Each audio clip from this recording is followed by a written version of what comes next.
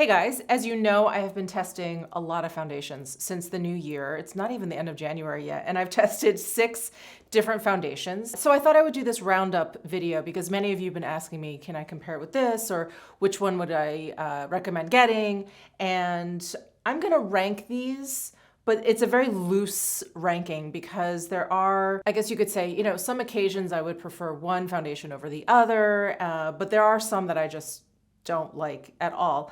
So I'm going to start with my least favorite and move to my favorite.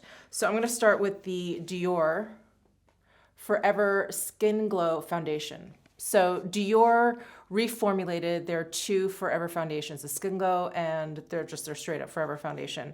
I was a very, very, very big fan of their previous version, and so I had high hopes for this. And you may be wondering why it's back in the box. I am debating whether or not I want to return these and maybe get a lighter shade. And that brings me to the first reason why I don't like this particular foundation. It oxidizes. It oxidizes quite a bit. I am shade 2N in most Dior foundations, and this really warmed up on my skin, and it kind of continued to do so all throughout the day, where by the end of the day it really was like a full shade too deep for me, or 2 shades too deep for me. So I'm debating whether or not I want to go down to 1N. I think they have a 1N or 1C, maybe a cool tone, so when it oxidizes it's not so bad. I'm also thinking about just returning this and just being sad about it. It's just, I don't know, it's just really a shame. I believe it's the SPF in here that they use that oxidizes. But the other thing that I really don't like about this particular foundation is this is supposed to be their Skin Glow version. So it's not supposed to be too matte or too velvety looking. It is, if they were to kind of create a similar foundation to the previous version, it was like a soft matte with like a little bit of a glow. It definitely wasn't a foundation that had a ton of glow, but it definitely had like a little bit, and I really appreciated that. I thought it looked really, really natural and almost like gave your face like a soft light effect to it.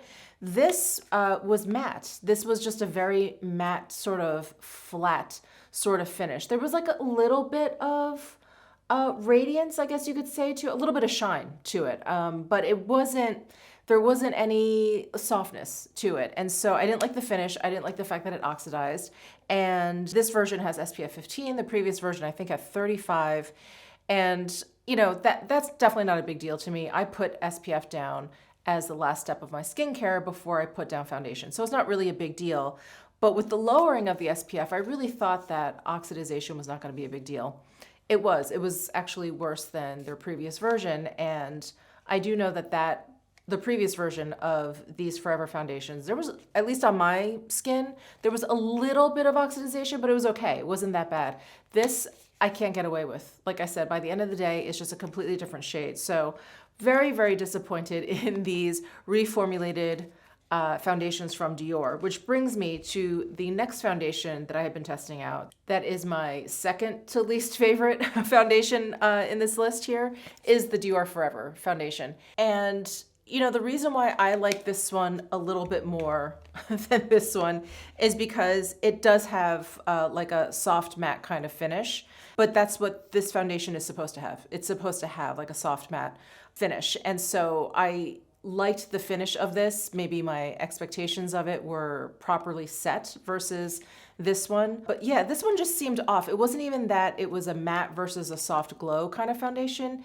It just didn't look good on my skin for some reason. But this one had more of that softness I was talking about. And it looked, in terms of finish, it looked nice on my skin, I thought. But this one oxidized too. This one oxidized just as much as the Skin Glow.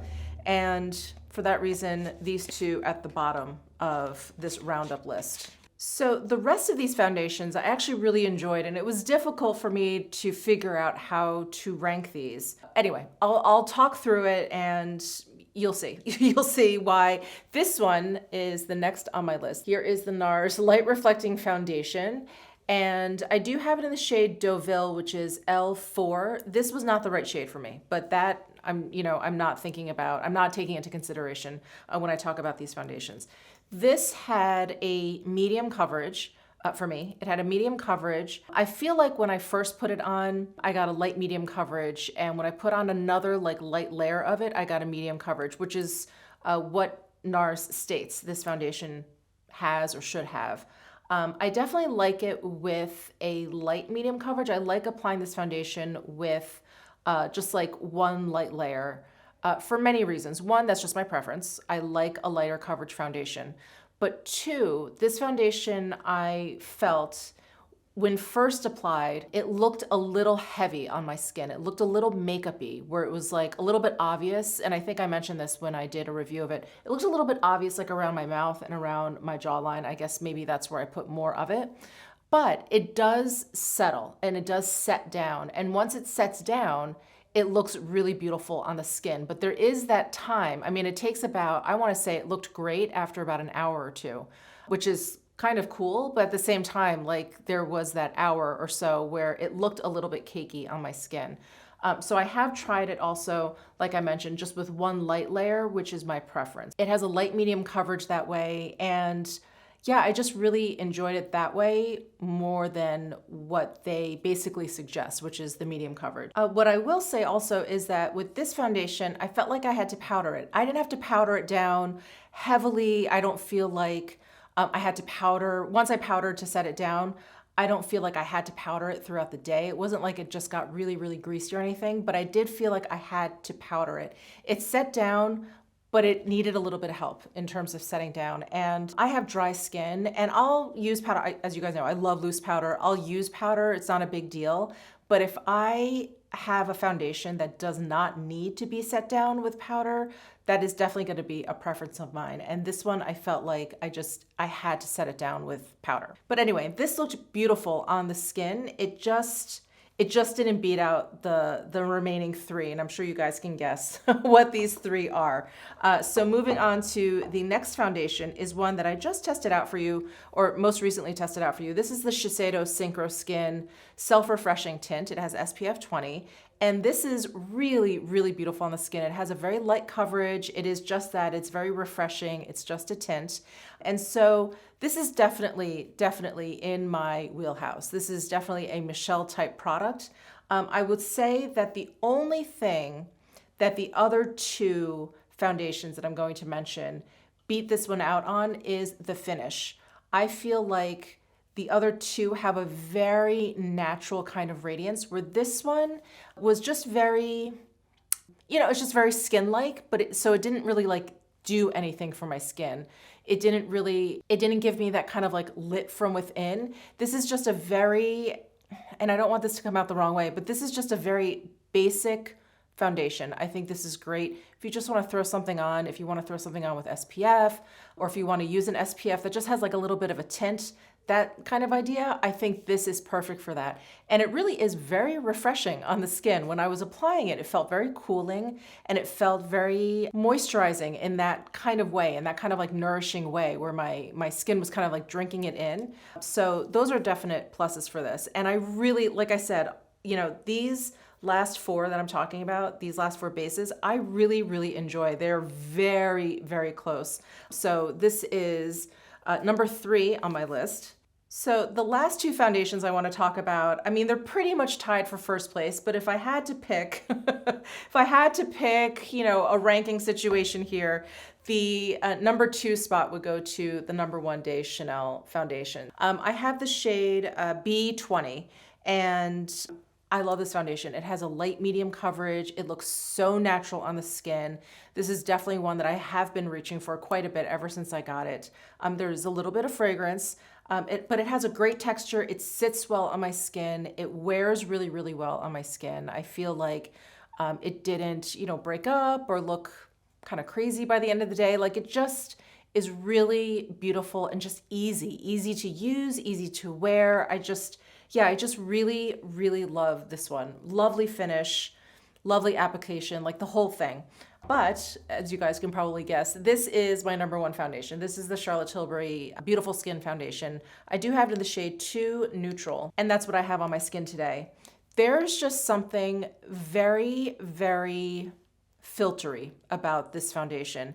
And I have gotten to the point now where I can get like a light medium kind of coverage, because this one has like a medium coverage. If you just kind of go in, let's say with like the normal amount of foundation and you just kind of slap it on your face, you'll get like a medium coverage to this. But if I use a lightweight amount, if I use like a moisturizing kind of primer, like I really love using the Bobbi Brown Vitamin Enriched Face Base. If I don't let that completely soak in and I just go in with this, it's kind of mixing with this a little bit and I get a lighter weight coverage, which is what I really like. And it's what I did today. I just feel like my skin looks so soft, supple, perfected. It looks filtered. It's just something really, really beautiful about this foundation. And I've talked about how I feel like this has a similar idea to a cushion foundation. I feel like a cushion foundation ends up looking very, very shiny on my skin towards the end of the day. It is 2:45 in the afternoon and I put this on in the morning. So this is after, I want to say let's say 6 hours of wear, and I don't have any powder down. So it gets like a little bit glowy, a little bit, but not too much. It's like perfect. It's so interesting to me because every time I put this on, I'm like, I know I'm going to need to powder later, and I don't. It's really just beautiful. It wears really, really beautifully throughout the day, and I love it. I just love it. So this is my number one pick out of all of the foundations that I have been testing out, but I really enjoy these four quite a bit. I'm just so like sorry about these Dior Forever foundations. Just really made me sad, really sad. Anyway, these four are great, but these two are my top two picks. I really, really enjoy them. And like I just said, I really enjoy the Charlotte Tilbury. And in fact, because of these new launches, I feel like I need to do or like rethink my top 5 foundations. Yeah, I feel like that whole list now needs to be reconfigured because, especially because of this one, because this is definitely up there. But I love it. Anyway, that is my roundup for these foundations. Let me know your thoughts down below in the comment section. Give this video a thumbs up if you enjoyed it. Subscribe down below if you haven't already, and I'll see you in my next video.